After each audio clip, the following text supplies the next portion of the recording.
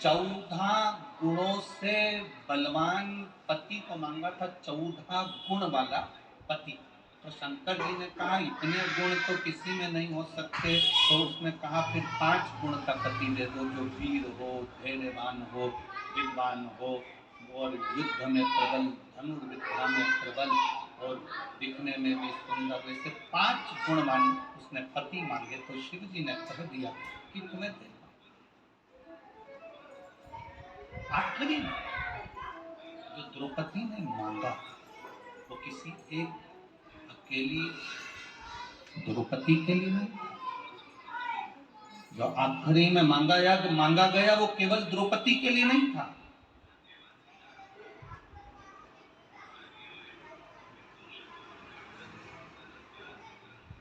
जो आखिरी में मांगा वो द्रौपदी ने खुद के लिए नहीं मांगा। द्रौपदी ने क्या मांगा? एक वर और दे दीजिए भोलेनाथ। शंकर जी ने कहा मांगो कौन सा वर? स्त्री की पवित्रता का वर दे, एक नारी की पवित्रता का वर दे।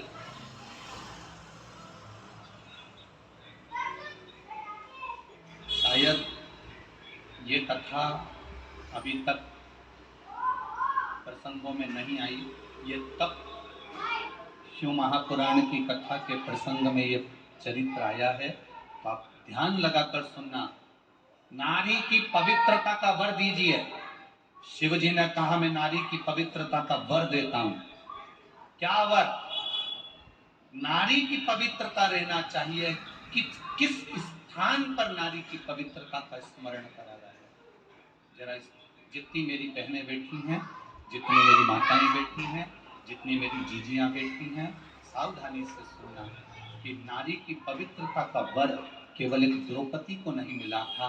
नारी की पवित्रता का वर दुनिया की सारी स्त्रियों को मिला था। शिव जी ने कहा सुन द्रौपदी, ध्यान लगाकर सुनना।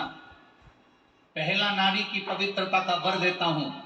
जब एक माँ अपने छोटे से बच्चे को दूध पिलाती है, स्तनपान कराती है, उसकी सेवा करती है, छोटा सा बच्चा जब गोदी में गंदगी कर देता है, छोटा सा बच्चा जब गोदी में कपड़ों पर भी गंदगी कर दे, उसकी गोदी में उसने गंदगी कर दी, तो शिव महापुराण की कथा कहती है, भगवान देवादिदेव महादेव कहते हैं वो नारी उस समय पर भी अपवित्र नहीं होती, तो भी वो पवित्र ही मानी जाती।